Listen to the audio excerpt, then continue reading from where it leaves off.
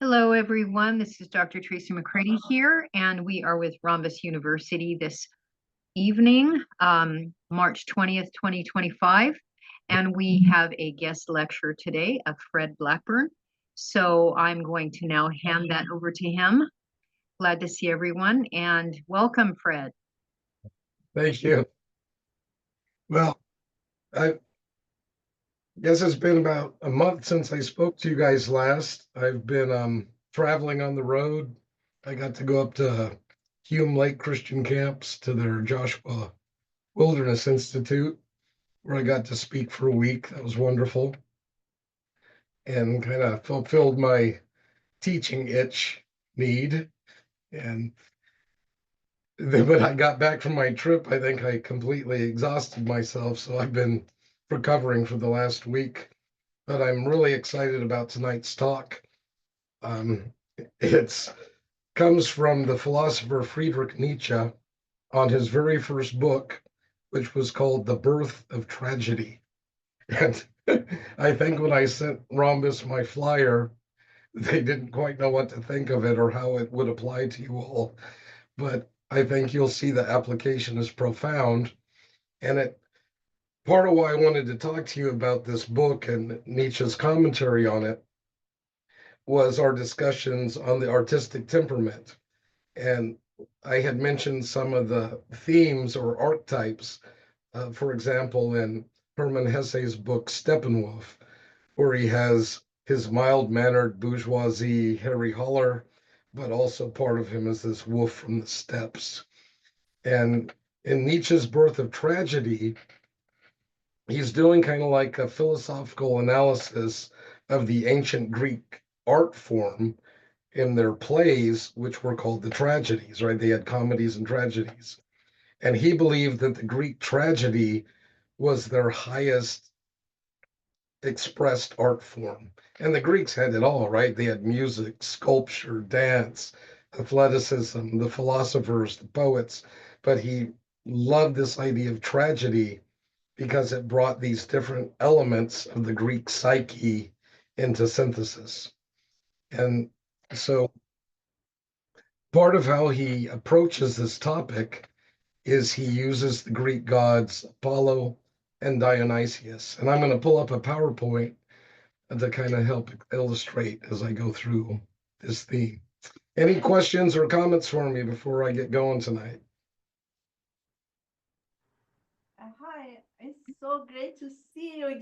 I didn't expect to see you again. That's really awesome. I love all your lectures, from last year and the other year. That was really great to see you tonight. And I can't wait to learn more. Thank you so much. Um, my ears are a little stuffy along with the rest of me, so I might have to put my headphones on later to hear you all better. But let me pull up this PowerPoint and we'll get rolling.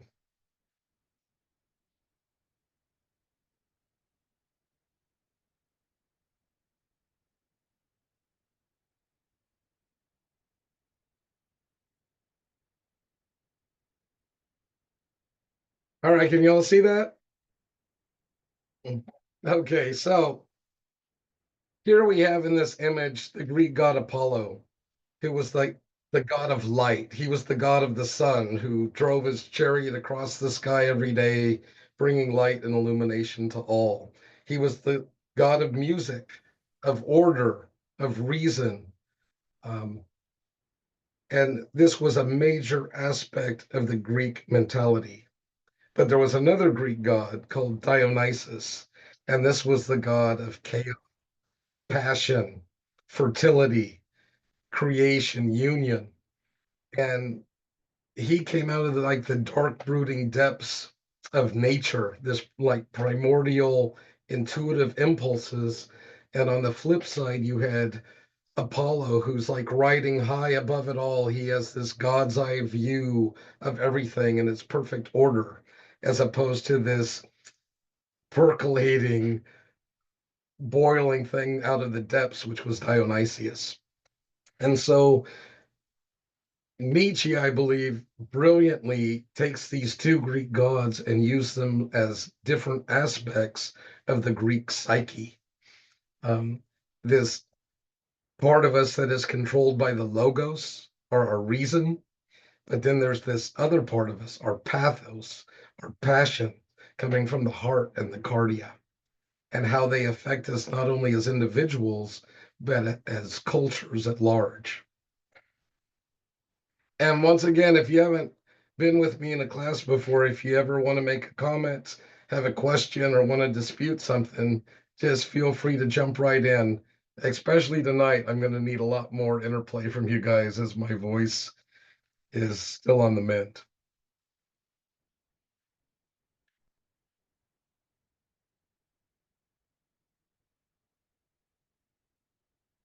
So Nietzsche, interestingly enough, traces the problems of Western civilization back to the great Greek philosopher Socrates. And Socrates has the great claim to fame as being called the father of Western philosophy. And Socrates put a primacy on that aspect of humans that had to do with the logos or our reason, and he placed it over our cardia or our hearts. And if the two were in dispute or conflict, you needed your reason to guide you, not your emotions. So he believed reason, analytic reason, was the path to truth. He distrusted emotions and sensory perceptions. He developed the Socratic method, using rational dialogue in which to seek knowledge.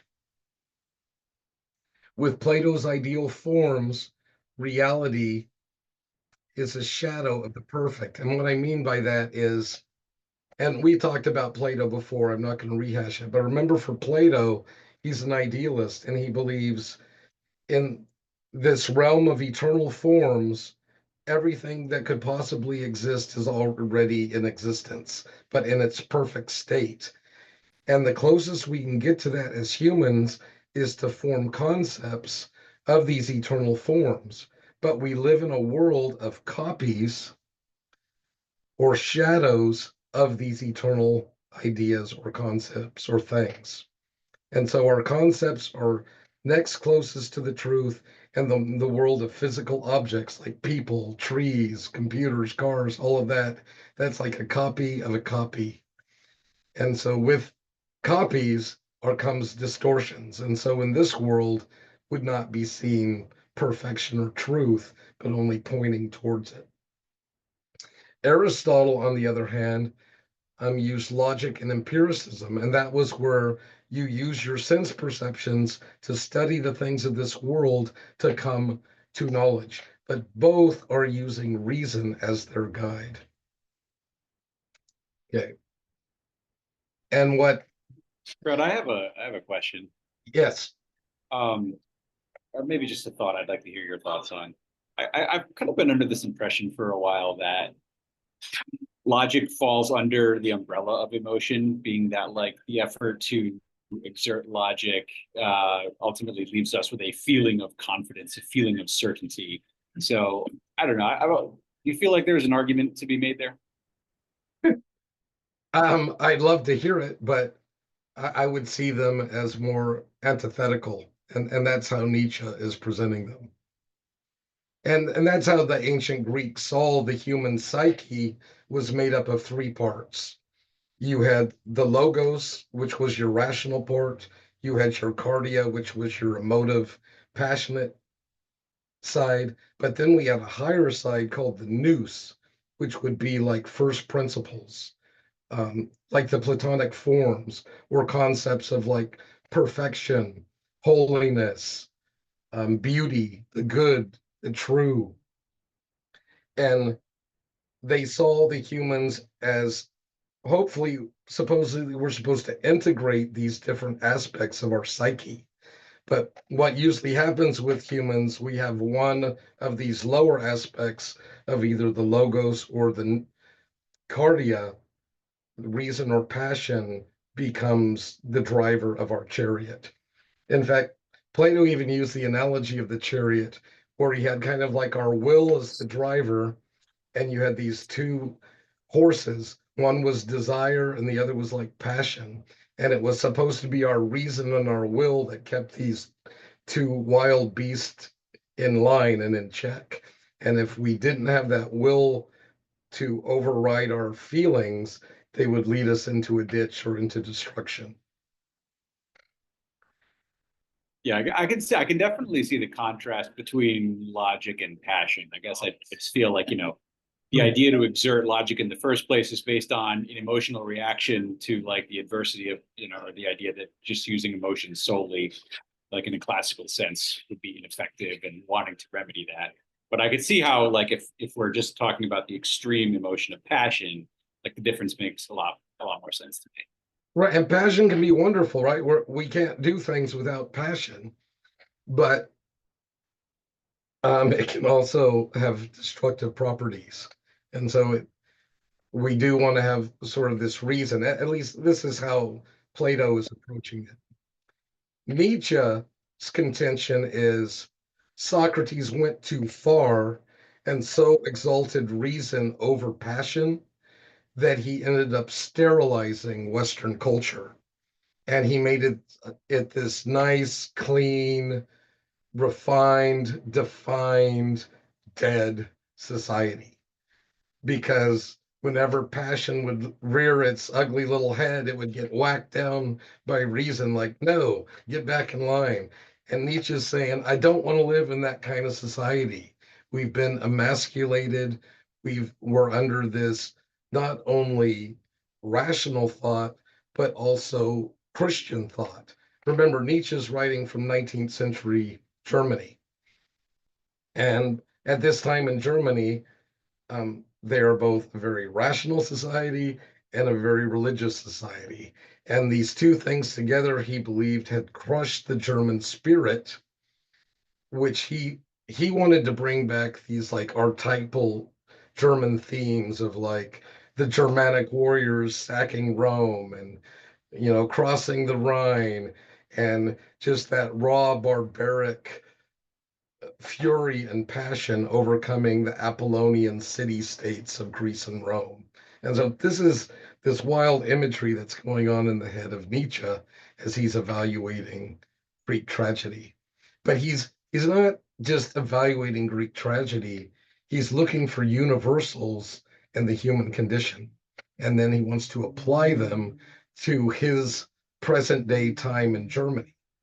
And it's interesting because the second part of the birth of tragedy is kind of like a tribute to his contemporary German composer, Wagner.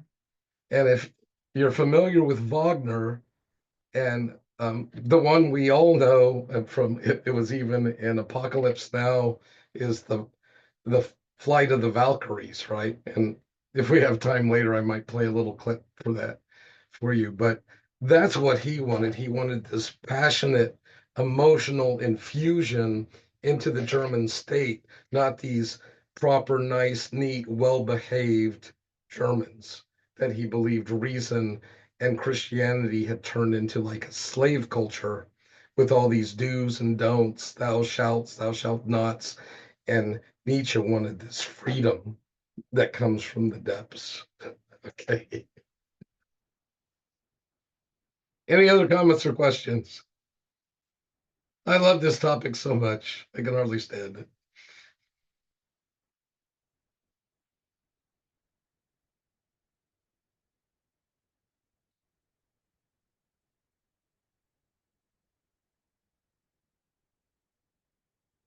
All right. So the enlightenment and the triumph of reason. So I have to give you kind of like a running historical philosophical overview, and I'm going to try to make it quick to help you understand the context of why Nietzsche is writing this work. And then I think it will help us all make more applications, which is really what I want us to do in our own times and what applying some of these concepts might look like today. And then even more specifically, what it might look like in your own counseling or therapy and how you can use this when you're interacting with other human beings and you begin to see these qualities of reason and emotion in your own clients or people you're working with or colleagues, and I think it will give you some interesting tools to help you navigate. So basically, after the Greeks, we had Christianity come in and kind of impose its worldview over Europe. But it wasn't just like a replacement, right? There was like a syncretism that went on with the ancient Greeks. And we see this very notably among the early Greek father, St. Augustine, and Plato. And basically, St. Augustine saw the Greek philosopher Plato as almost like a pre-Christ Christian who had all these amazing ideas that lined up with a biblical worldview, but he was born 350 years or so before Christ was incarnate. So he's not calling Plato a Christian, but he's saying this man had so much natural enlightenment that we would only fully understand later through revelation. And so you ended up getting this Platonic Christian hybrid that went through most of the Middle Age period. And it wasn't until Aristotle and the scholastics in the 12th century that we have Aristotle being reintroduced and Aristotle's reason and logic. And all of a sudden, this idealized Platonic Middle Age world begins to be attacked and replaced by this rebirth where the Christians of the 17th, 18th, and the Renaissance starts like 1450. But they're not just looking back at medieval Christianity, they're also looking back to the ancient Greeks and they're gleaning wisdom and knowledge from both of them. They're basically like baptizing Greek philosophy and trying to make it Christian. Anyways, it has a huge effect on culture and and part of what happens when you get this like Platonic idealized state is it can bring about stagnation because you've already acknowledged only perfection can happen in this world of eternal forms, or in a Christian sense, in heaven where God lives. Here down on this earth, everything's broken. And so why put our efforts in trying to make things better or more perfect here when the best we can get is like a flawed copy of a copy of a copy? And so the emphasis in the Middle Ages was focusing on when I die, the sweet by and by. Where once we got to the Renaissance, they still had these ideals of heaven, but they were like, but maybe we can't make things perfect here on earth, but I bet we can make them a whole lot better. And all of a sudden, people are starting to apply reason to everything from agriculture to medicine to warfare to architecture to art, philosophy, theology, even is being systematized logically, rationally. And so we end up with a very rational Western worldview. And and this is the world that Nietzsche is finding himself in. Questions, comments? I have a comment. Could you hear me? Yes. Yeah. Would you mind to go back to the image of the School of Thought? I think it was the School of Thought, yes? The Yes. painting? Yeah. And This is called the School of Athens.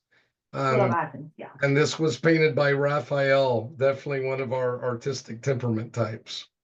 And then if you notice in the middle, one is Aristotle, I think, and the other one is Plato, or Yes, this is Yeah. Plato, who is pointing up, yes. and this is Aristotle pointing down to the earth. Yeah, and I noticed that people, in two different ways. The one with Aristotle, they are more open, they engage, but the other side, they are more closed and sort of like they more observer than engage in social talking, or even in front. In the right side, you see people are talking more with each other. The left side, they are taking notes. Yes, and all of these people in this painting were different philosophers or inventors, creators. In fact, even right here, Raphael slipped himself into his own painting right there Oh, in the it's center. here? Yeah, That's that's so a cute. self-portrait of Raphael. Ah, So pretty genius. fun. Yeah, and that's really interesting because in the painting also we can see how much different ideas, different people who follow, the followers actually grab the ideas of the leader, and that was really interesting. Very good observations. Thank you. Thank you. So with this, now people are actually placing faith in human reason, maybe even more so than God, to solve their own problems. And we get a rise in empiricism, and that's knowledge through sense perception, which is also a rise in science. And this led to political revolutions, and the scientific method became the dominant approach of understanding reality. Not what the Bible said or mythology, but what can science tell us? What can our own research and observations tell us? However, the Renaissance led to its own excesses, and these we can find in the Baroque and later in the Rococo. And I know this sounds like art history talk, but remember, art is not happening in a vacuum. It's being produced by a culture with certain beliefs and ideals. And the Baroque was actually an artistic movement which happened after the Protestant Reformation. And the Catholic Church was hoping to actually wow people back into the church through art and beauty and music and engaging all the senses, where the Protestants went even more minimalistic and more rational in their thinking and in their theology. Rococo later was like a French variation where the French aristocracy embellished their apartments and showed off their wealth and influence. And you just see it's just so over the top. In fact, even the paintings aren't contained in their frames. They just crawl right out of their frames and climb up the walls onto the ceilings. And it's just this explosion of color and passion. And they were trying to say emotion and experience take precedence over pure reason. But this only lasted a short time before there was a counter reaction once again against this. And this is what the neoclassical movement and realism was. It was trying to keep some of the ideals of the Renaissance and the rebirth and the ancient Greeks and reason, but not to fall into the excesses of the Baroque and the Rococo, not being too extreme, not too flamboyant, not too emotional, but we also needed self-control, self-discipline.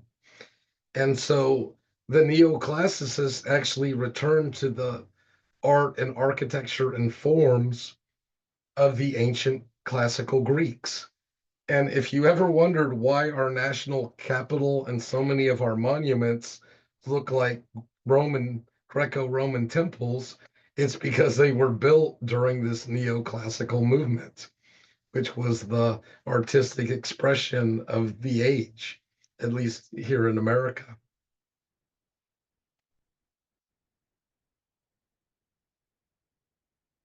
So you're seeing pattern here, I hope, so far. We have kind of like this thesis, and then we have an antithesis represents itself, and then a correction takes place. But then we have a new thesis and a new antithesis approaches, and then a new correction. So you keep seeing this like modification of thought that then comes out in culture, in philosophy, in religion, in art, architecture, music, everything imaginable. And what do you think is going to happen after neoclassicism?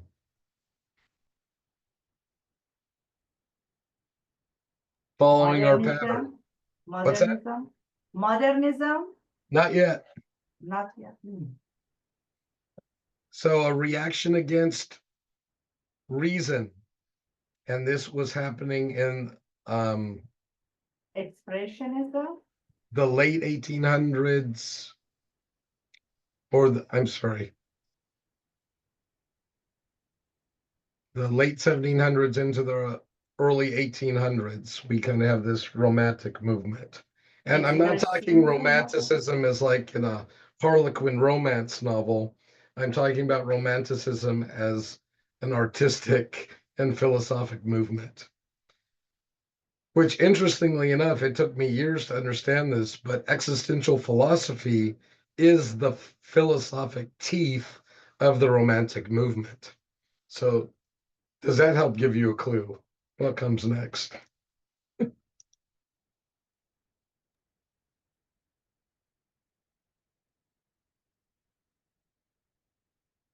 Okay, so what's next is romanticism, which is a revolt against reason or the overuse of reason. And check out this image. This is called the Oxbow by Thomas Cole, American artist, part of the Hudson River School. But this isn't just a landscape painting. The neoclassicists did amazing landscape paintings, and they were very much like real life pastoral scenes that look like real trees, real animals, real people, etc. But in Romanticism, a landscape painting isn't just a landscape painting, it's also an allegory. And that's exactly what this painting is. It's called the Oxbow for multiple reasons. One, that's what this kind of turn in the river is called, an oxbow, which was also the yoke put upon oxen so they could be used to plow the fields and turn the wilderness into domesticated area. And so this is one of the themes you see in Romanticism. It's this exaltation of wild, untamed nature and showing the oppression of man, of his clear cutting and his pollution and his dominating of the natural material world. And this is being done through reason and industry and control, where the Romantic movement is calling us back to nature, back to innocence, back to the freedom that comes before civilized, industrialized society. And so they're exaltating emotion and intuition and nature over logic and reason and civilization. They're asking different types of questions, like, what does it mean to be a human being? Not what is a human being, but what does it mean for me to be a human being? And artists began to embrace suffering and passion. And there's just little samplers. Questions, comments on that? We're almost to the birth of tragedy. You're doing great. Okay. I'm being reminded of a book I once read by Kenneth Wilber called A Brief History of Everything. Oh, And I remember he described how he believes everything evolves from a state of fusion, kind of like a baby being born with no sense of self, to a total separation from self and other, and then an integrating with other. And he tried to apply that principle to everything, including the material and the spiritual. And maybe we're kind of seeing that a little bit, where there's kind of things getting separated and then getting integrated to evolve to a higher level. yeah, that's a great tie-in, Aaron. Thank you. And I think Wilbur would be tracking completely with what Nietzsche is doing here. Okay, any other thoughts, comments? I think it was a beautiful painting. It was very soothing. Oh, That's about as deep as I went for that. maybe look this up later for your own enjoyment and edification. It's by Thomas Cole, Cole, and it's called The Journey of Life. He does another one on civilizations, from like the birth of civilizations to their fall. But this one, The Journey of Life, my dad actually had the set. I think it's still hanging in my mom's stairwell. Anyways, it's a series And the first image is like this baby in a boat coming out of like a cave, and he's sailing down the river of life. And then I think that the next theme, he's a young man, he's got a hold of the rudder, he's full of all his, energy and looking forward with the possibilities of what can be. But then by the time you get to the third panel, it's this middle-aged man shooting the rapids of life, and everything's in tatters, and he's holding on for dear life. And in the very last frame, it's a broken boat with an old man sitting on a calm and tranquil sea, and the angels have come to take him home. And it's just, once again, when you look at it, it's obviously trees and rivers and a man, but there's a story, a message behind the imagery. And I think it's quite powerful and profound. I would always joke with my dad and point out the second picture, and I'd say, that's everyone's mistake. There's a path. You're supposed to get off the boat right there and take the path to the idealized celestial city. But stupid us, we stay in the boat too long and end up hitting those middle-aged rapids. But I I don't know. I don't know if I'm through the rapids yet, but the sailing's starting to get a little smoother. Maybe I'm almost to that peaceful sea.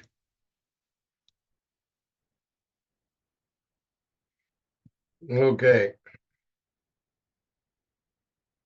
So that, I believe, gives you enough philosophy and history to get you to the point Nietzsche's trying to make. And so in The Birth of Tragedy, it's really not about critiquing Greek plays as much as a critique of rationalism in the West and what it has done to culture. The reason Nietzsche thought Greek tragedy, and he's specifically talking about like the Greek tragedy of Sophocles, who was one of the famous ancient Greek playwrights. And one of his plays, which I think you probably all know, or at least know about, is Oedipus Rex. And especially a psychologist, I think that would be something good to know. And there's certainly been a lot of psychological analysis on this play and its deeper meanings into the human condition and relationships and fate and free will and all these great existential questions of life. So, in a nutshell, the story of Oedipus Rex is you have this prophecy given to this queen about their child will grow up and end up killing the father, having an incestuous relationship with the mother, and yada yada yada. And the prophecy was about her own child. So in order to prevent this from happening, um, they bound up the feet of the child. She gave it to a shepherd, asked the shepherd to take it out into the woods and to dispatch it to prevent this horrible tragedy from coming to play. Spoiler alert. So the shepherd can't go through with it, ends up giving the child to a couple who raise it as their own. And the child, Oedipus, is also given a prophecy of he's going to kill his father, marry his mother, yada, yada, yada, and all the horror that will follow. And in order to keep this from happening, he flees his adopted city and his adopted parents. And as he's fleeing en route, he ends up meeting three strangers on the road, one who happened to be his biological father, and ends up killing him, ends up becoming the king of Thebes, marrying his mother, which he doesn't know that was his father or mother, ends up having children with yada yada. When he finds out, when they find out the truth, the mother ends up hanging herself. He takes his mother's brooches and gouges out his own eyes because he can't stand the horror of the reality of the world. And Nietzsche believes that Sophocles is able to bring all these great from the depths, like in Freudian terms, from the id into the light. But also there's this Apollonian narrative going on explaining what is happening. And so there's like this synthesis and completion where Nietzsche believes this is the highest form of art, or this is the highest form of synthesis between these Apollonian and Dionysian images that are within not just the Greek psyche, but the human psyche at large. Questions, comments so far? So let me explain the Greek plays a little bit. I don't think they're necessarily like plays we see today very often, but one of the main parts of the Greek play was the chorus. So if you can imagine going into one of these Greek amphitheaters and you have this chorus singing, and it's like this rambunctious, emotive, passionate music, and the whole crowd just gets kind of caught up into it. And as the play progresses, it's basically acting or living out what the chorus is singing.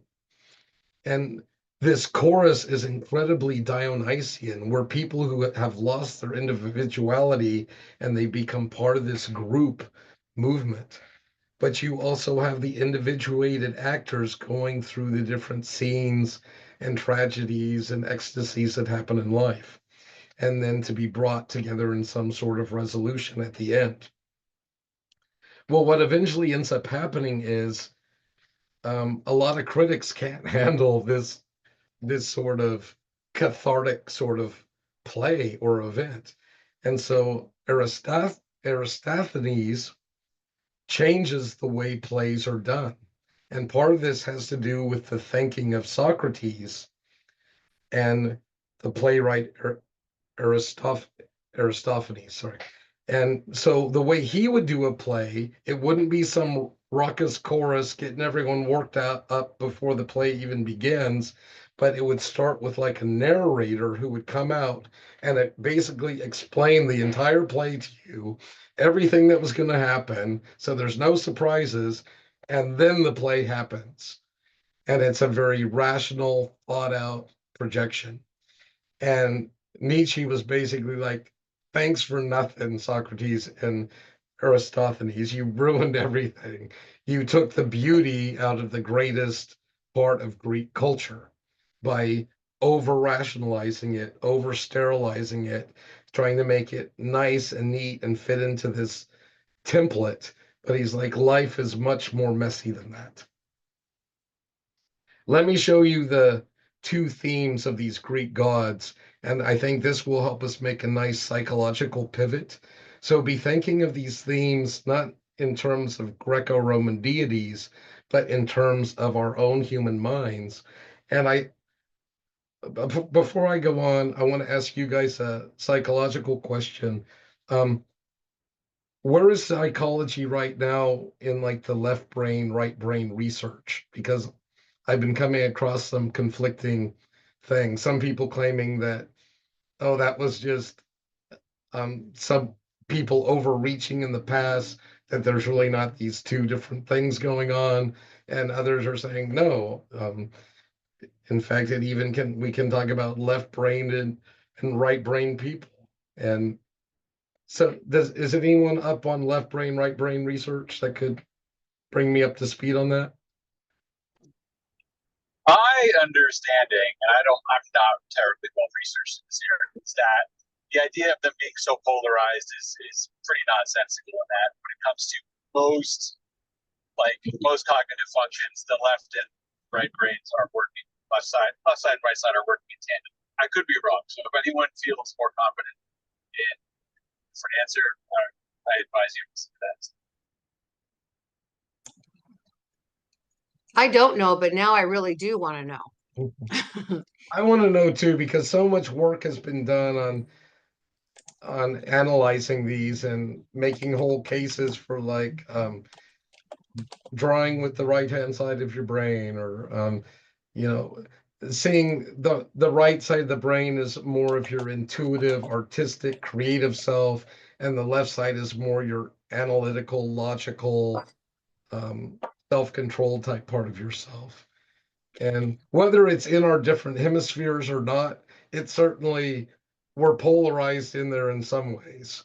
And whether it's a hemispherical polarization or a more metaphysical mind polarization, that I don't know about. One thing that comes to mind, and I'm not up on any of this, but what comes to mind is the effects of EMDR, which is a process in which you kind of, different therapists do it differently, but it's kind of like a tapping of opposing sides. And the point of it, and I know I'm explaining it in complete layman terms, but the point of it is just to kind of stimulate both sides. It's almost like if a record is stuck.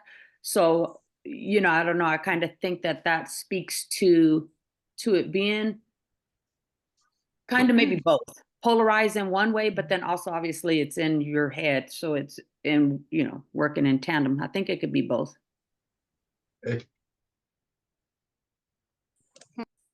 All right, well, that being said, as I was researching and refreshing my mind on this topic, I did come across a really great YouTube video on this that I'll try to leave I'm not sure where I'll leave a link to it for you, maybe in the chat before I check out for tonight.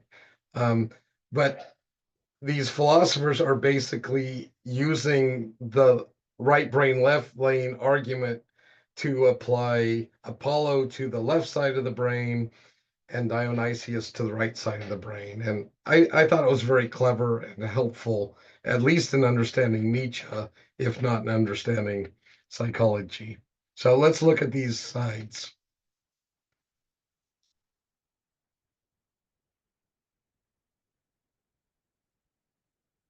So here's the Apollonian attributes: the visionary dream and healing, the idea of the individual, what it means to be a self, our image making ability.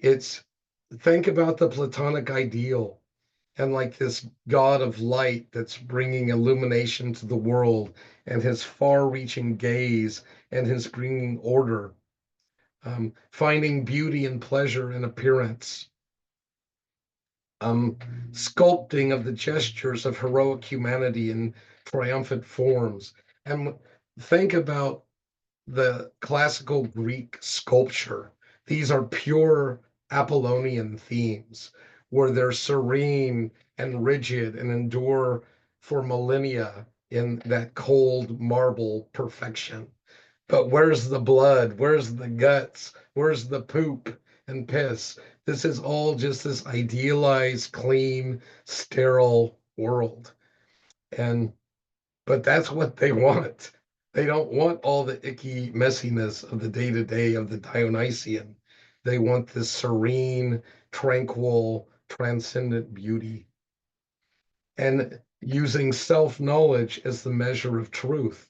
Remember Socrates, his first injunction was to know thyself. And it is first out of self-knowledge that then we can begin to have knowledge of other things. On the flip side of the coin, we have Dionysius, who is full of intoxication and ecstasy. Today is his day with the spring equinox and the lengthening of the days and the flowers of the field bursting forth. And it's like intoxicating, like a narcotic drink is the intoxication of nature and the vibrancy and new life of spring. It's also this feeling of mystical oneness, this reconciliation of humanity and nature. Nature is no longer our enemy or something to be feared or kept at bay, like in these Apollonian city-states, but it's the place we go to feel alive. Intense variability in rhythm, melody, and harmony and gesture. It's in wild music and dance that the Dionysian spirit truly comes to life.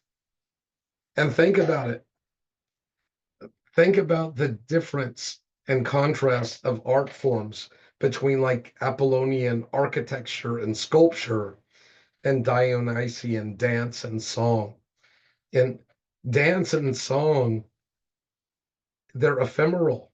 They're there for the moment they're happening and then they're gone. Whereas the statue or the building could stand for 1,000 or more years.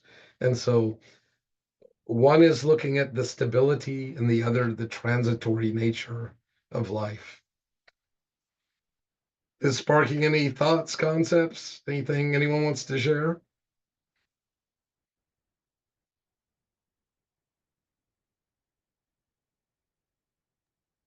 I think we're trying to digest, and connect the right hemisphere of brain and left to connected with the Apollonian and Dionysian. Yeah, it's sort of like a little confusing, but also makes sense too. I know I'm giving you a lot in a really short time. To me, I was just thinking, it just came to mind. It's hard to follow all this because it's just so, it's I'm different. fire hosing you. I can stop now. But I'm but so amped by this topic. I'm but in I I'm in my Dionysian frenzy mode. but love the passion. No, but it's kind of like they're both escaping reality. Like one's going too far one way and one's going too far the other way, just an avoidance of just the Yes, regular life. yes, Lori. And that's Nietzsche's conclusion. He's like, we're not reason's important. We're not just trying to throw it away. There's an importance to order and structure and stability. But what good is if you have the most orderly, beautiful, perfect society and it's dead? Because there's no longer any passion. There's no longer any room for movement. I mean, we're not even living anymore. We're just existing in this like beatific state. But Nietzsche wants the blood, sweat, and the tears, as well as the laughter and the joy. And I love it. I love it. Yeah, it's interesting. I would always start when I would teach existentialism to my undergrad students. I would usually compare and contrast Nietzsche with Kierkegaard, because Nietzsche's like a antichrist and Kierkegaard is a devout Christian. And so I wanted him to see this philosophy was so broad it could contain both these extreme movements. And remember, Nietzsche was a triple PK. Both his grandparents and his father were pastors, and but they died, and he was raised by his mother and sisters. I think he lost his father at a really tender young age, maybe between 4 and 6, something like that. And so I think this was often on his mind, and part of his frustration with Western Christianity and Western culture was he saw it as like a pacification of the vitality that was specifically in the German people or in the male. And so there's all kinds of, you can talk about father issues, mother issues, God issues, etc. with Nietzsche. But despite all of that, he had a keen intellect and was an amazing observer of the human psyche and human behavior. And I personally don't agree with his solutions to those problems, but I think his observations are really worth observing and seeing what he had a problem with and why. Um, One of the things I began to notice was um, I don't want to call these like temperament or personality types so much because I think it's something that we all have a degree of inside of us, regardless of our personality or temperaments. But different temperament types, or maybe even different genders or different cultures, are going to deal with it in different ways. And when when I realized what the attributes of Apollo were and what the attributes of Dionysius were, I realized that I was probably 90 plus Apollonian, at least at that time as a professor in my life. I would hardly ever let my emotions override my reason. I rested in my analytic philosophy and my research and my studying things to death. Even when I went to Dionysian activities like a music festival or concert, everyone's all into the music and singing the songs, and it's just like this massive group experience. And there's Fred's off to the side in the back, observing, making judgments, making analysis, making comparison. I'm like being Apollonian in these Dionysian venues. And then one day I realized that I actually did have Dionysian elements in my life. But when I was in them, I was so Dionysian about them, I wasn't analytic enough to realize I was having a Dionysian moment. And two of the places I'm Dionysian is one is in the classroom when I'm teaching. I just become so engaged in my topic. It's almost in sports or music or other things, they would call it like being in the flow. You've just entered, you've done all the research, you've done the work, you've done the training, but now you're in the flow. And it's just kind of like percolating through you. The other place I realize I'm Dionysian is when I step into the wilderness or the woods.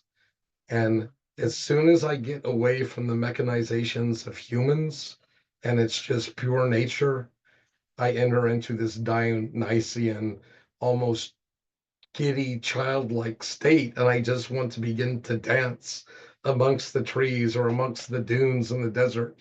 And one of my favorite Nietzsche quotes is, "Those who danced were thought to be insane by those who could not hear the music."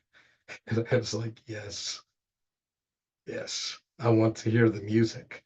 But the only place I can usually hear the music is in the wilderness, because when I'm in society, there's too many other competing sounds that distract me.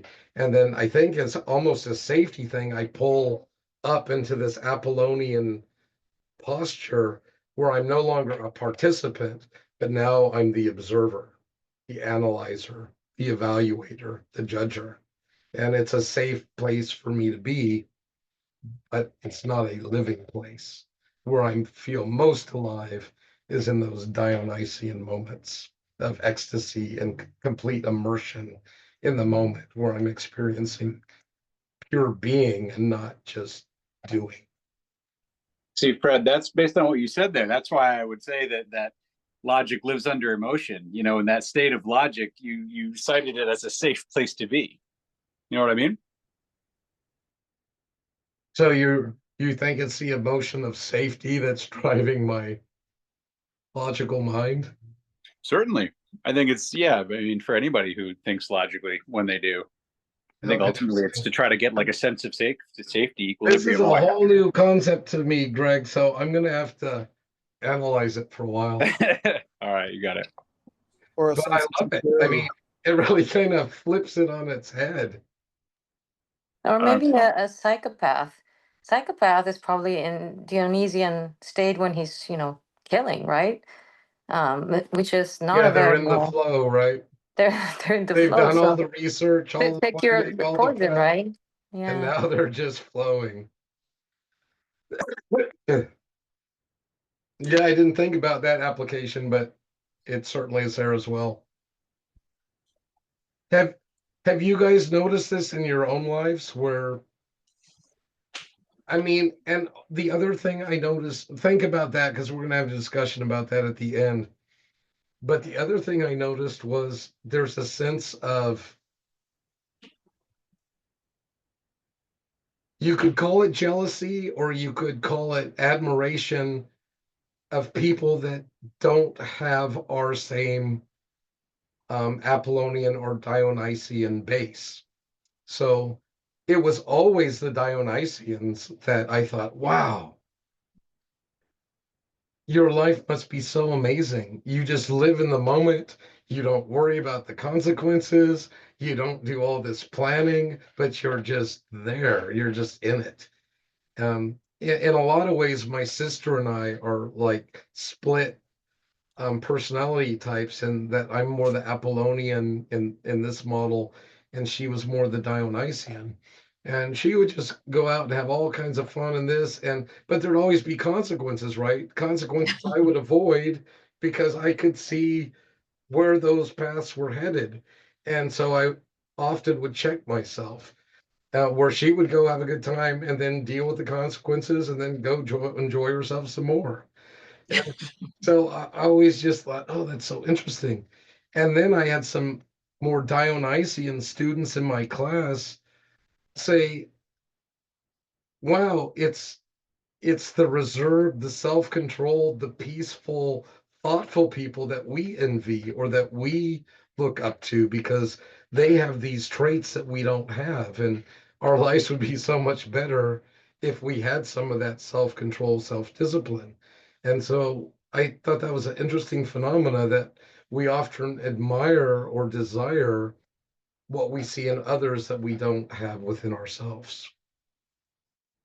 But meditate on those things. I'm going to bring them back when we have a discussion. Aaron has a very good quote in the chat. Okay, let me look.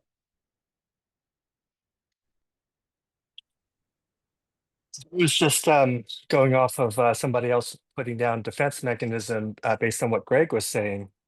And this is just a quick search on intellectualization. Yeah, that's it. Intellectualization versus rationalization. So that's right on. That's more applicable. I love it. Is that a psychological term? Yes, I've read about It's it a in my Freudian schooling. term. Right, that's excellent. I'm not aware of that because in philosophy we use rationalization, but I love that you guys have your own term for it. And yeah, that would be the misuse of reason. Just like in philosophy, rationalization is the misuse of reason. Intellectualization would be, I would perceive it as a misuse of the intellect. Any other thoughts on that? Thank you for sharing that.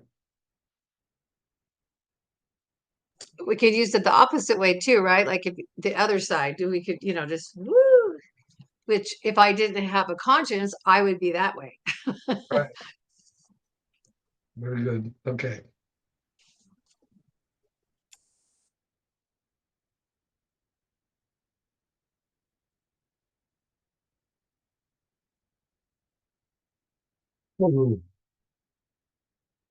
Pathos, the profundity of feeling, but it could be even feeling for the monstrous, and it goes kind of back to our psychopath sort of thing. It's just the desire to feel, even if it's a bad feeling. At least I'm feeling, right? Trying to get away from that dullness or that numbingness that can come from an over intellectualization of life.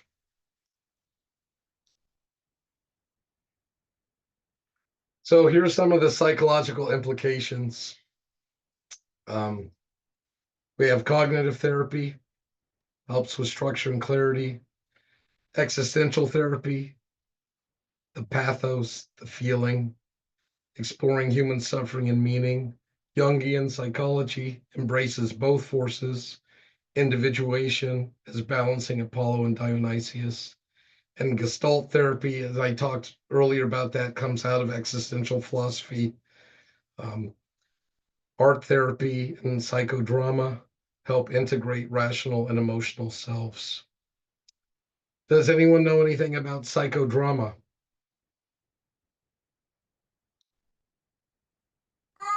Only that it's meant to provide like an embodied experiential type of healing as opposed to talk. So more feeling the experience than just reciting it.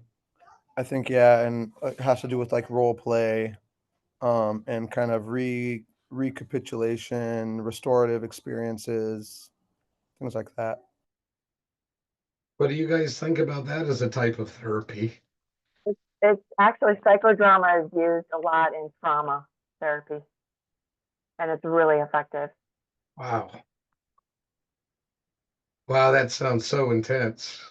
I looked into it, but it's like to be like to be a psychodrama therapist and like be certified in it. It's like so ridiculously like it's such a long process, and it Well, it requires so should much be, I would think.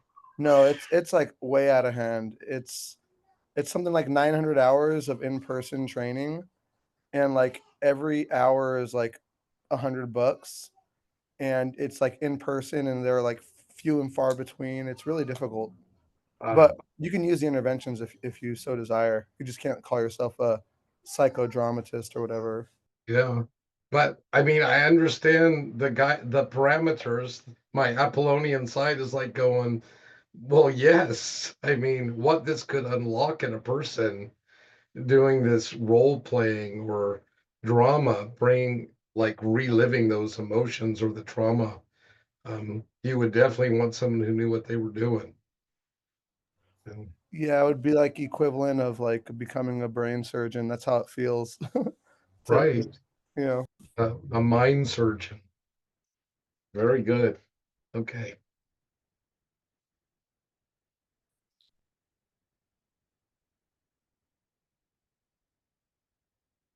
Okay, so final thoughts, and we'll have some discussion. The culture that prioritizes only the rational becomes spiritually and emotionally dead. Human flourishing requires both reason and emotion. Apollonian and Dionysian must be integrated. Nietzsche's Übermensch, the overman, is about balancing structure and chaos to achieve self awareness and growth. And so, some of the things I want to talk to you guys tonight about are where do you see the Apollonian and Dionysian tension in your own life? Do you would find you would admire or jealous of those who have different traits in yourself? And then finally, how would you help clients integrate both reason and emotion in therapy? And I'm going to give my voice a little rest, and I would love to hear some of you address one or more of those prompts or anything else that this talk has stirred up in you. I really like the last question about kind of helping clients seek both emotion and reason in therapy. A few times in the last month or so, we had a speaker who was talking about um, DBT, which is a form of therapy that's was predominantly made to treat people with borderline personality disorder. No, wait, I'm off on the wrong tangent. No. Dr. Tracy was talking about CBT recently, and she talked about an intervention called Socratic questioning. And basically, what Socratic questioning is, and again, anyone can feel free to correct me because I might not be right, especially Dr. Tracy, is, it's basically being able to talk about a feeling you have, honor that feeling, and then, start to question it and see if there's evidence for it. If there's rational evidence that supports, whether or not that feeling has, any Basis in reality. yeah. What And was that called? CBT? yeah, cognitive behavioral therapy. Thank you. Yep. And I don't think that Socratic questioning can really be administered properly if the troublesome emotion that's being questioned is not honored initially.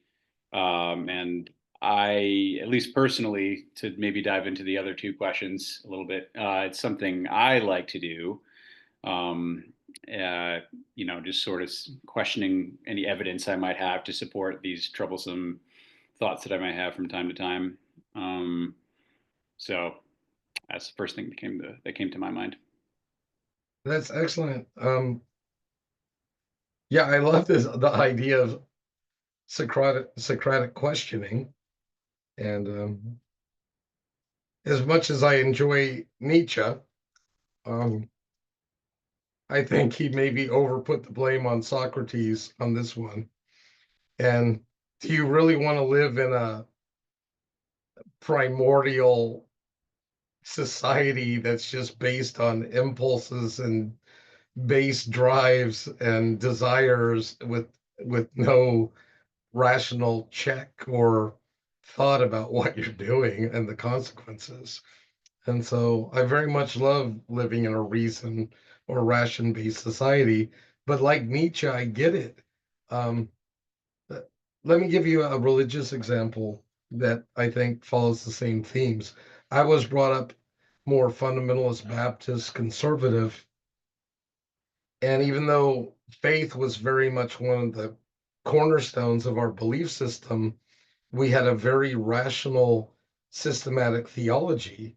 And maybe it's part of my own family or my own father, but I was kind of trained to reject emotion-based arguments and to look for the reasons, or in our case, the scripture, the proof text behind the doctrine or the theology. It wasn't about, well, how do you feel about this verse in the Bible? It was, no, what do you think about this verse in the Bible? And but then in Christendom, I wasn't allowed to play with these people growing up, but you have the whole charismatic end of the spectrum, which is much more in this Dionysian, for the sake of this talk, this direct intuition, the direct speaking of the spirit. It can be full of emotion and dance and music and the people becoming one and losing their individuality as they're in this group movement with God. And the way I was brought up, that was anathema. And we weren't to let ourselves go like that. We were supposed to exercise self control, self discipline. Even in our worship of God, it was done in a very structured, almost ritualized, sacred way, and not just these ecstatic frenzies of calling out God in unknown tongues or ecstatic dance in the middle of a service. And that's what I meant by these are universal in the sense that you can apply these to all sorts of different venues, from different sects or spectrums in Christianity to the discipline of psychology. Can I ask you a question about what you just talked about, Fred, with your Yes. religion? You were talking about family and stuff, and I just wondered, like, because I'm assuming I know you guys went to the scripture a lot for everything. Um, how would they interpret? Like, I was just thinking, like, remember when David came back? I don't remember everything, but he was dancing, and I think he even took his clothes off or something, And so I was just wondering where your parents would have put that. Yeah. As you can imagine, those passages were not highlighted, You didn't. but they were more explained away. Okay. And I don't remember off the top of my head the explanation for that one, but I guess one you could say, yeah, look at all the problems it caused. Mm. But was the problem David, or was the problem his wife and the other people that weren't in the spirit of the Lord? And I think it's part of why God called David his friend and a man after his own heart, is with all David's faults and passions, he loved God. He was crazy about God, and he was intoxicated by God. And I think God really liked that about David. And I think was thinking Peter, right? It was pretty passionate. He had his Yeah. moments. He's willing to cut off people's ears and curse at them and all kinds of things. Is it possible that the Bible, or in some instances, does the Bible use like understanding and emotion interchangeably? Because I know in Proverbs there's a verse that says not to lean on your own understanding, right? But to not acknowledge God, and I'd have to find the exact verse, but it's a proverb. I'm sure you probably are familiar with it. but you would think that Yeah, my daddy wrote it in the front of my Bible. that might understanding there might be more religious, or I mean more emotional, no? I never thought it in terms of reason or emotion. Um, at least I think the point of the verse is always seeking God's direction over our own, whether that comes through our own feelings or our own thinking. But if you really got down to the nitty-gritty, your seeking of God's direction is based on your own understanding to begin with. So you're kind of stuck in a never-ending cycle. Well, it says, lean not on your own understanding, but in all your ways acknowledge him, and he will direct your paths.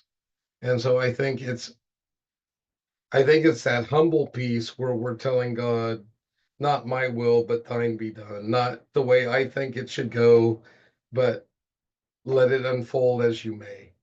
And I I think it's a profound, truthful verse. And my dad fortunately ingrained that one into me from a very young age.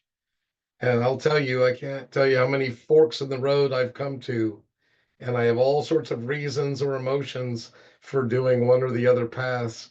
But there is an incredible sense of peace when you can just be like, God, I don't know the future. I don't know where these paths lead. So I got to yield to you and your will be done. And it has served me well. Okay, I have a question.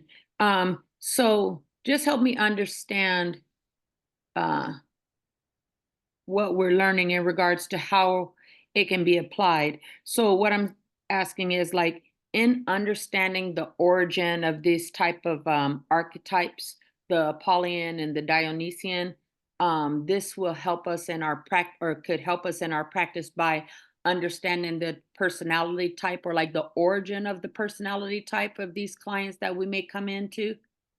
Yeah, and it would start with something as simple as when you're talking to them and they respond to you with, I think or I feel. That's the first giveaway, right? Where they're coming from. Are they coming from more this emotive Dionysian feeling aspect, or are they coming more from this Apollonian rational thinking aspect? Thank you. That made it clear. I wanted to piggyback one more thing. What Greg was saying, he initially, Greg, you went that we're going down the road with the DBT, and the DBT is a dialectical behavior therapy where you're kind of working with your client to focus on like acceptance of the situation that's going on, but also change. And I feel that as being like a two-part type of thing to understand, like finding that balance between like the Apollyon and the Dionysian type of concept. But I also, one underlining thing that keeps coming to mind is this is even more importance why we need to lean on Christ, because if we're only wired one way, I think with that puts us in a situation that we have to humble ourselves, because there's validity and truth in each, whichever archetype you lean on the most. There's validity and truth in that, but it's not the whole truth. So until you can lean in Christ, you know you'll be missing half the picture, and the other side will also be missing half the picture. So only through Christ, I feel like, will we even stand a chance of even having a broader opportunity to see more of both sides, or ultimately finding that balance through an understanding through Him. Thank you, Cindy. So now you've brought up DBT, which is dialectical behavioral therapy. Yes, Is that where the Socratic questioning was taking place? that I'm not sure. Greg. That Socratic questioning is a clinical intervention in cognitive behavioral therapy, CBT. Okay. Because Socrates called his method the dialectic, which is really interesting.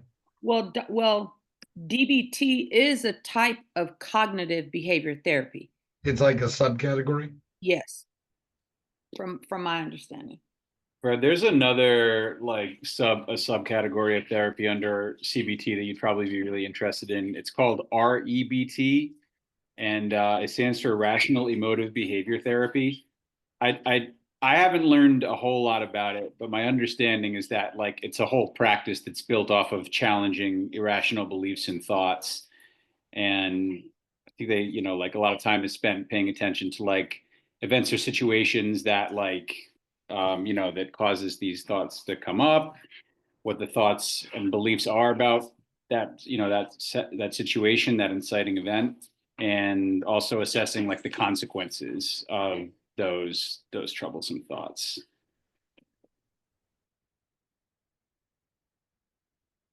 Very good. I'm loving your input. Thanks.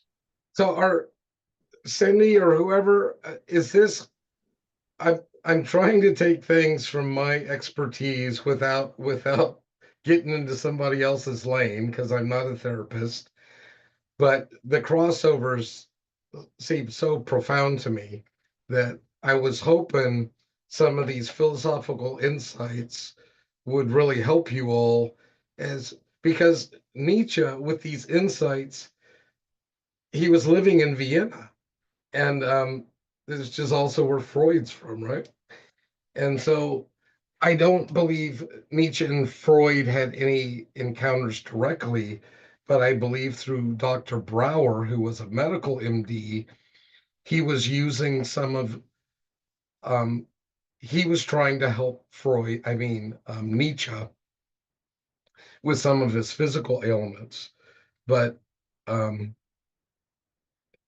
a lot of Nietzsche's physical ailments stem from his mental struggles and his own self-medication and trying to end his internal problems. It was coming out in physical manifestations through like ulcers and sleep deprivation and all kinds of other things, dealing with opiates and um, but Nietzsche's big theme was like this will to power, and this is part of why I don't like his solution. He thought it kind of came down to imposing our will on the world, on others, and etc. I'm not being one of the sheep, but being the wolf. I mean, these are the Nietzschean goals, this radical freedom and independence. But even Nietzsche, I think, understood that you can't just live all this raw, visceral self, but you also need these higher ideals and goals. But I am with Nietzsche in that if it gets too idealized, too sterilized, we take something very vital and important out of life itself.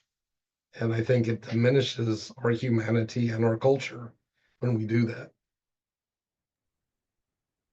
Yeah, I will agree with you, Fred. I really appreciate you just, use the history, the art history is kind of, connected or linked with psychology history. That's kind of a perfect matching. It's kind of a very beautiful, combinations, just exchange that. I really appreciate that Thank you part. so much, Jeanette. Yeah. And I have a little questions. I think it's from I missed from your first page of the presentation. You mentioned about you used the German. You mentioned about how German. That part I would like to know a little bit more because I understand the German. A lot of beginning of the psychologists is came out of from German, and with your German's backgrounds and understand about German cultures, I would like to know a little bit more from your perspective, and then to know about the common unconsciousness, because German and other, how does that related to common unconsciousness with the Europe and then German specifically? So that part at the first page of presentation, I think we didn't touch too much, but I'm really interested if you can share more about that. Thank you. Yes, thanks so much, Jeanette. So when we get to 19th century Germany, and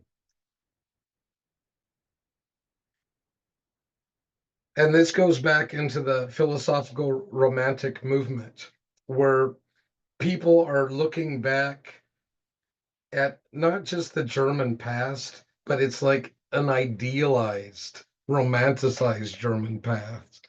And it's one of my favorite forms of art because it's not just realism, but it's realism with a story or a message, or it's preaching at you through the canvas. And one of my, I don't have an image with me right now. I wish I could pull it up, but it's a German romantic painting called The Subjugation of Rome. And it's a historical picture of the barbaric German tribes when they have defeated a Roman legion, and they're making all the Roman soldiers bow. They have their top stripped and they have to bow their heads, and they walk in pairs under a yoke that was used for oxen. And it was to show their complete subservience. This powerful Apollonian Middle Eastern culture has been brought to its knees by these wild, uncivilized, Germanic free people. And so that is what Nietzsche was digging, was this romanticism of the German past, not this nice little, oh, yes, how did you find that, Sydney? Google. What's the name of it? Oh, I just typed in the subjugation of Rome. And that came up. Mm-hmm. All right, well, good. You can look at it yourselves. I'm not going to try to fish it up, but the Germany Nietzsche was living in, remember, this is post-industrial society. Nature has been tamed. There's factories, and the cities are growing, and the populations, but everyone is now kind of conformed into their place and their role. And he especially found this repulsive in the church and religion with Christianity, because he felt like they'd taken all the noble virtues that were German, and he saw them as like these masculine virtues of strength, honor, loyalty, pride, accomplishment, um, self-esteem, self-worth, and all these. And he said instead, these beautiful, noble German virtues were subverted by Christianity, and now he felt like we had this feminine or this slave morality placed upon the German people, where in Sunday school they tell us to be meek and lowly and humble and merciful and long suffering and forgiving and turn the other cheek. And Nietzsche's like, that is not who we want to be. That's the religion of slaves. We want a religion of the free men. And so he loved going back to the old gods and the powerful images of and that's why he liked Wagner, who was doing these operas of German romanticism, of like the Flight of the Valkyries. And it's just this powerful, emboldening music to bring this sense of honor and vitality, instead of, he felt like culture and religion, especially Christianity, had been like a vampire and just sucked the vitality and life out of the German people. And so his thing was throw off the shackles of the repression of what's been placed on us for outside. And like, Christianity is not a German religion, right? But let's get back to our roots. Let's get back to our primordial freedom. Did that help, Jeanette? Great. I have a question, Yes. Professor. What about Hitler? What do you think who he was? Yeah.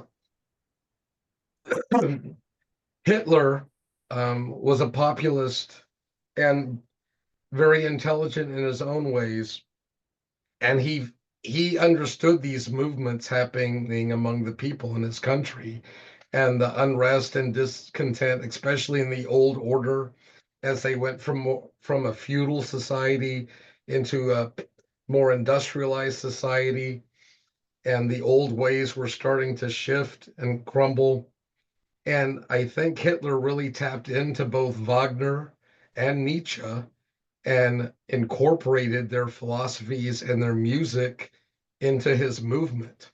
Although I don't know about Wagner, but I know Nietzsche would have been horrified by Hitler, and he would have been very anti-Hitler because Nietzsche was all about the individual, and Hitler was about the state, right? Or the one individual, the state superimposing its will on all the other individuals.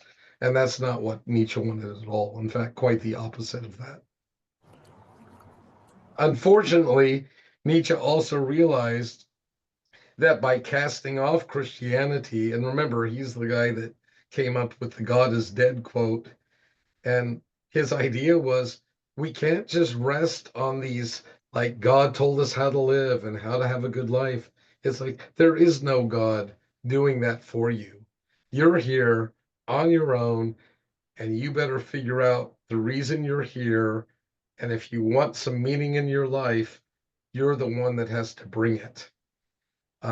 If you don't have a meaning or purpose in your life, there's lots of people that will be happy to tell you what it is and provide it for you.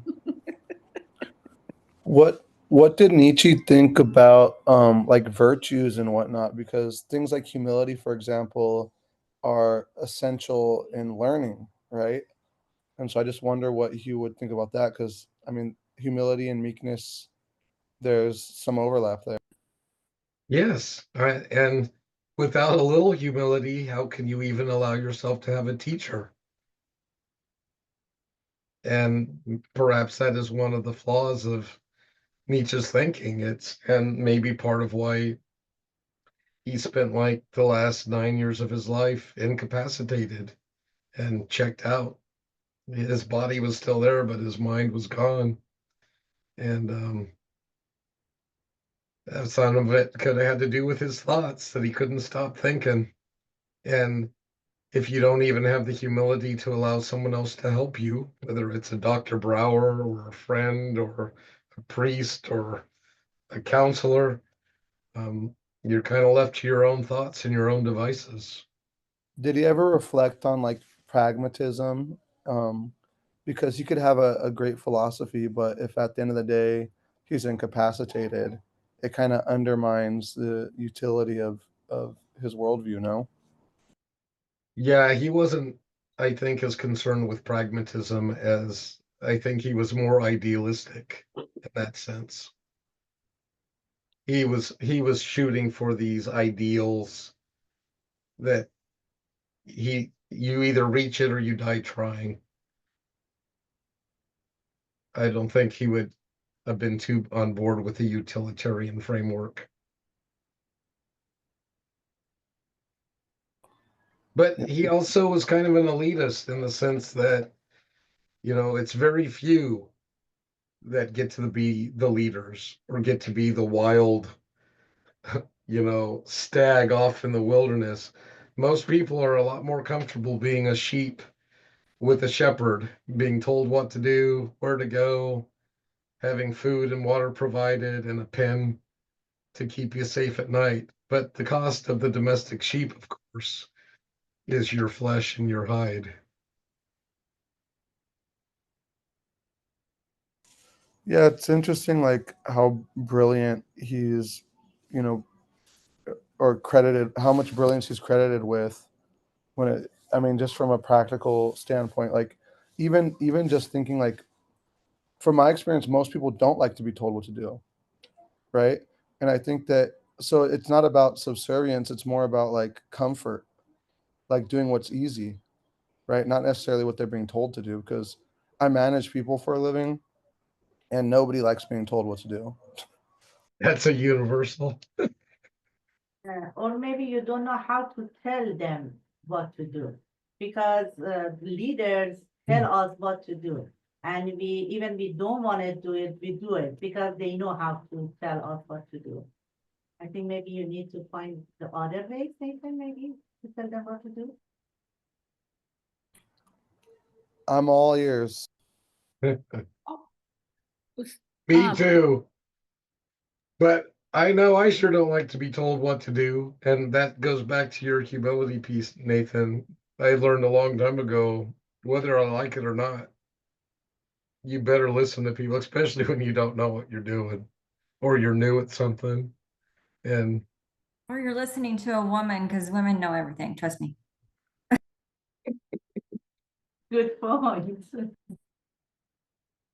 Suggestions work. Make a suggestion. Don't imply what they have to do. Just make a suggestion. Say, you could do this. Sometimes that works too.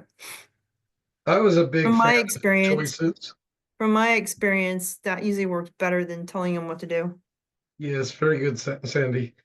When I was raising my own kids, I would reflect back to, because I had a more on the authoritarian end of the scale for Yeah, a I did father too. who would tell you what to do and he expected it to be You had done. to do There it. wasn't There wasn't discussion an or option. so when I had my own kids, I tried a different strategy and I would like give them options, like you can do A, B, or C. That But works. there was really only one good option.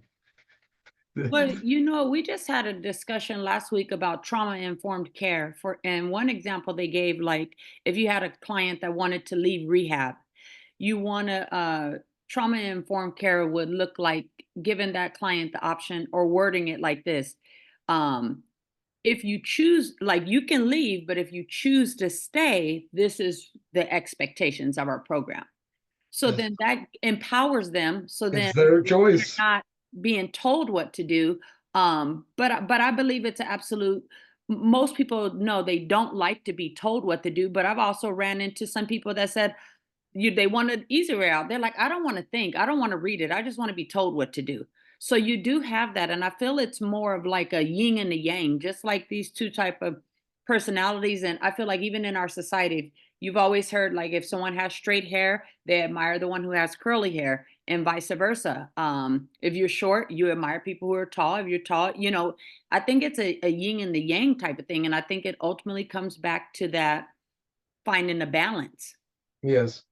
And that would be a great doctoral thesis comparing Apollo and Dionysius with the yin and yang of Taoism. I agree, Cindy. I'm sorry.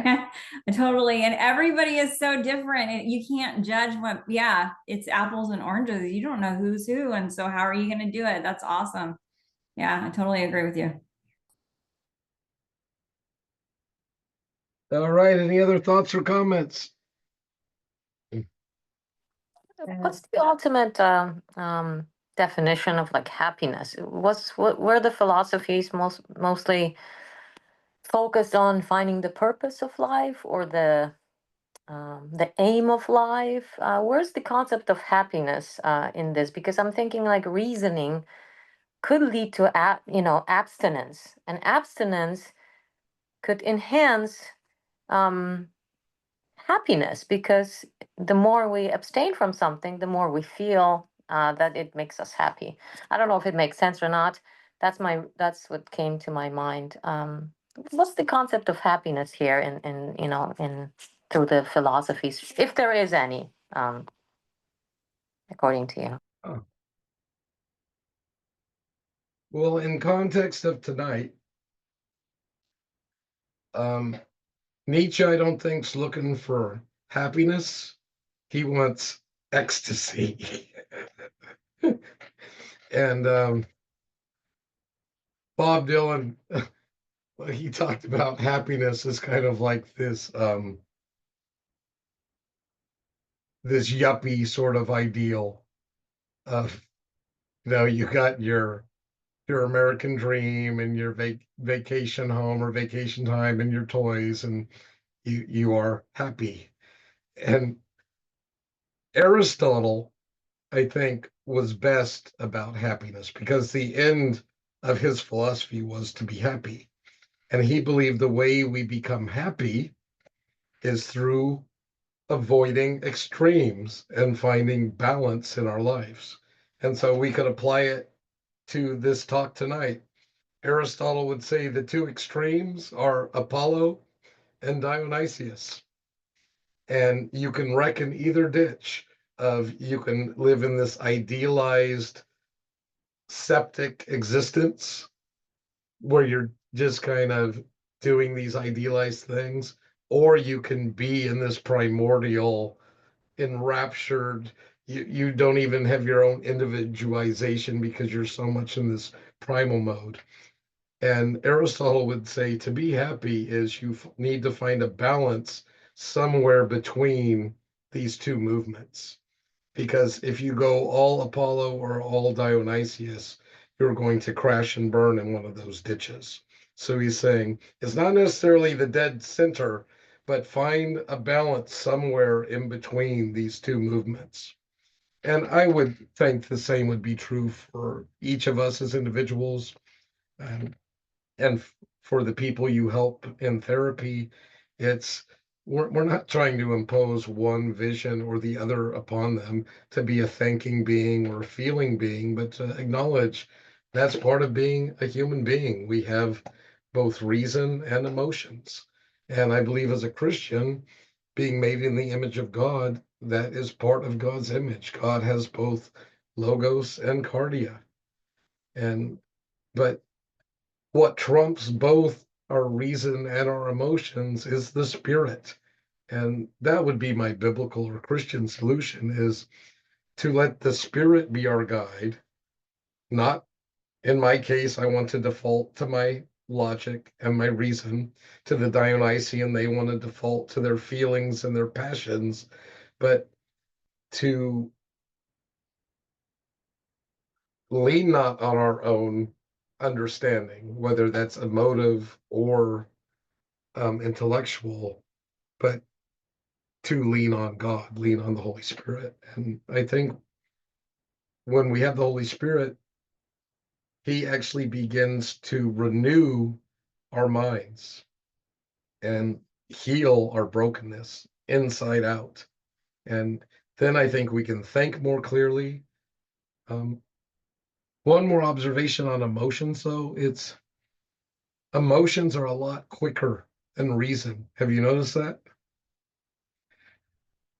You feel things like that, but even though I have a really rapid intellect, it takes my intellect a few clicks to catch up with, wow, Fred, why are you all upset right now?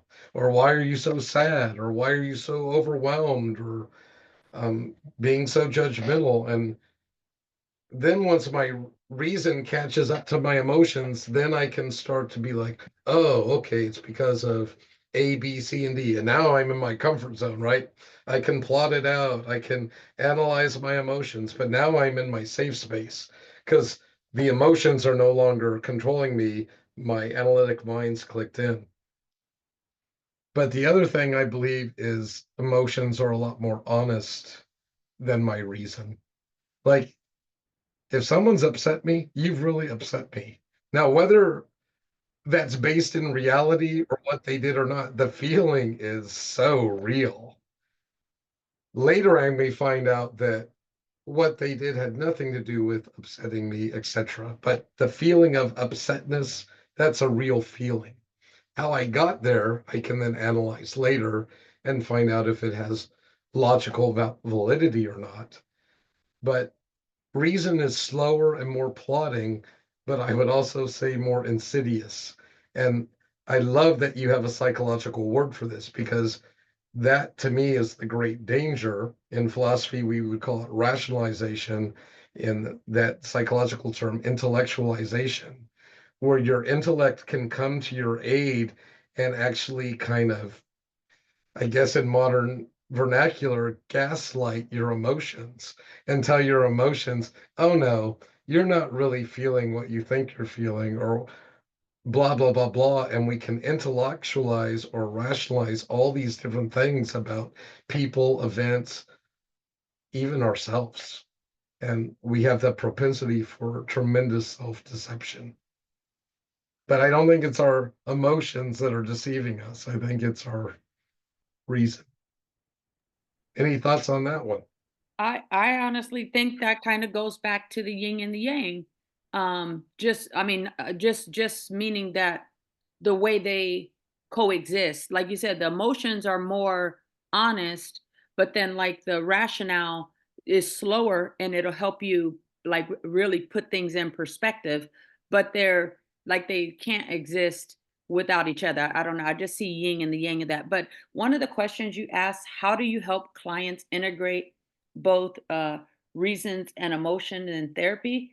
And I just think I think the thing would be psychoeducation, because for myself, what I've come to learn is when I have the language for things. So, for example, uh, individualistic ideology and collectivist ideology, and then I work with people that have one or interact even just at the store or whatever, and you see how they interact, and it can kind of tell you a little more about them. You have more of an understanding where that comes from. And now with these two new Apollo and Dionysus, it brings me back to a story I experienced at Lowe's.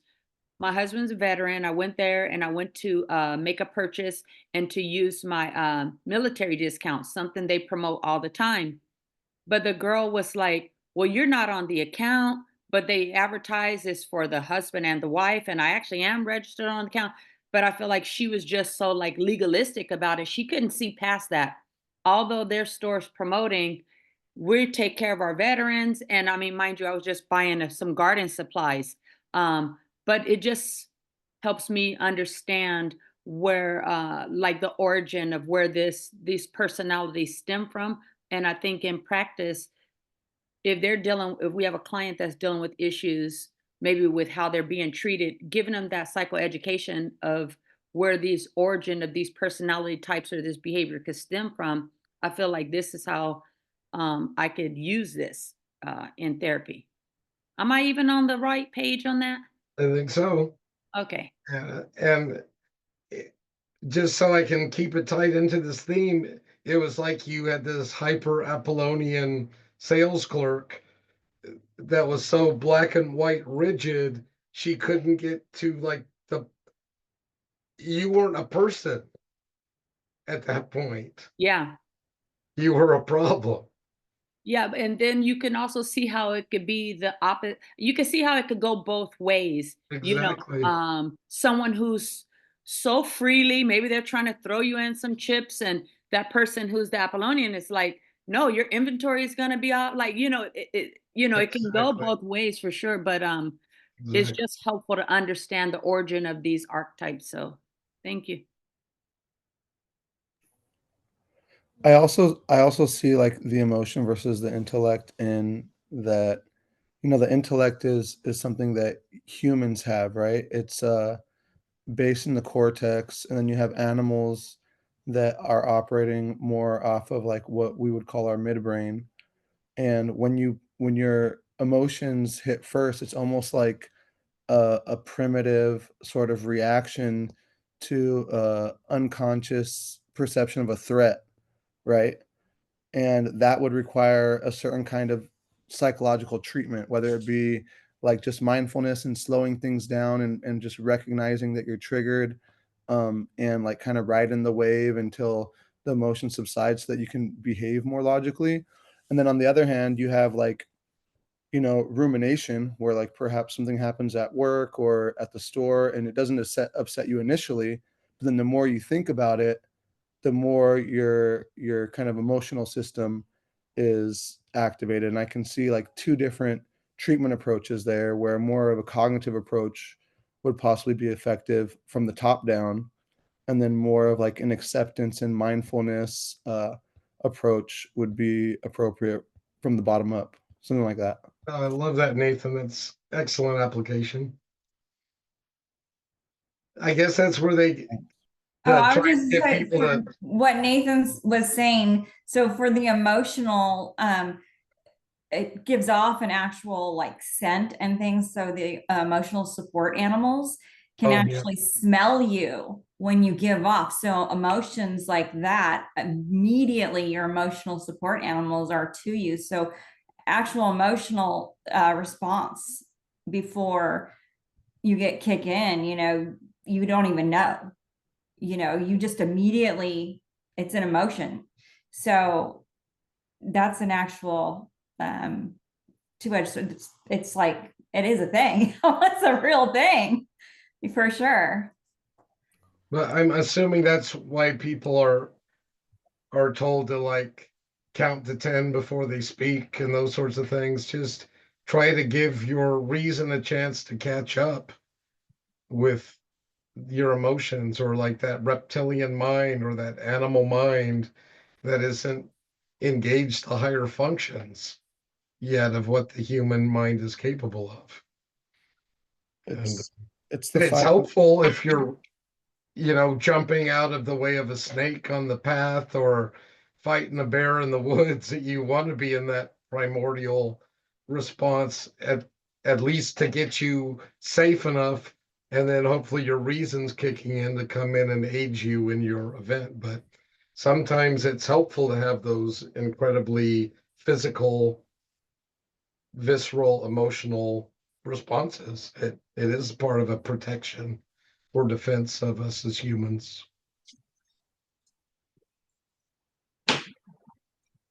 I don't know, it really frustrates me because in a lot of the circles I was brought up in, um, they kind of embrace Stoicism as almost like a Christian ideal of this flat effect, no emotions, reason, etc. And I don't know how many times over the years I had colleagues or peers tell me, "Oh, stop being so emotional," or blah blah blah, and I'd be like, "Excuse me."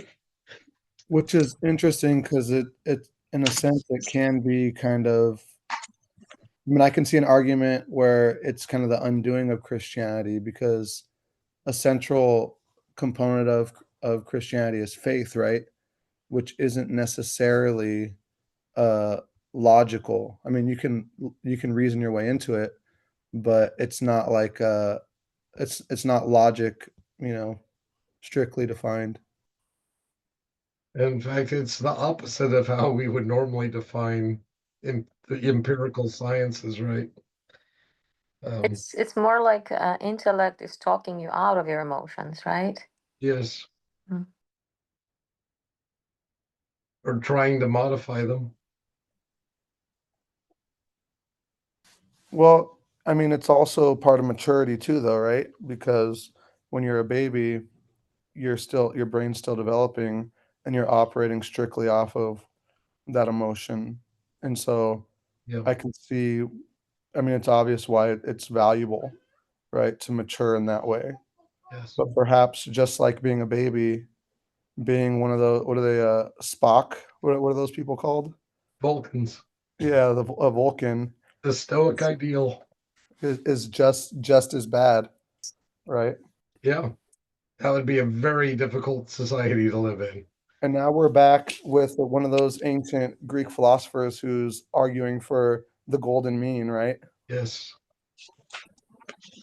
very good. I read a Well, book about uh, I read last a book one, and about then I need to tap out. It's getting late. sure. I read a book about evolutionary psychiatry recently, and it talked a bit about like the evolutionary impact of being, steadily being more stoic versus being more emotional. And it was interesting. Like the conclusion was that being emotional is better for evolutionary fitness because you're able to adapt better to different scenarios. Whereas stoicism, you don't have the ability to change as you might need to accommodate to something good or bad. I thought that was It's pretty unique. it's slower. Mm. Reason is slower, but it's also surer in some ways. Uh, Last comment I wanted to make is back to me and my sister. Even though my sister had a lot of hiccups on her journey of life, I would consider her much more innocent than me because she was just kind of living. Where when I would do bad things, I thought about it. I planned it. I calculated the cost. And for hers, it was just like a whoopsie. Mine was more like this insidious massaging something until I could get my way and live with myself sort of ideal. So that was a wonderful discussion. I'm so happy we got to talk about the birth of tragedy of all things. And I'm up again next week, and I'm up for suggestions. Remember, my field is philosophy, religion, and anthropology, world religion. So I can come from, and so any request out there from my knowledge base, Do and I you will try to cater it towards your discipline as much as I'm able. Is it possible you give us your email address again, and then we can send you some topics maybe? That's even For better. questions? Although last time I did that, no one sent me one, so I'm going to put it in again. are you familiar with game theory at all? I think that's pretty applicable. Will you define it for me so, to make sure I'm on the same page with you? I'm not familiar enough with it, but basically it's like it's a way of, I guess, reasoning out ideal human to human interactions. Huh. I will look into it, but it is not in my locked and loaded file. But I love researching too. Oh, I cannot wait. I mean, I've had so much fun using my analytical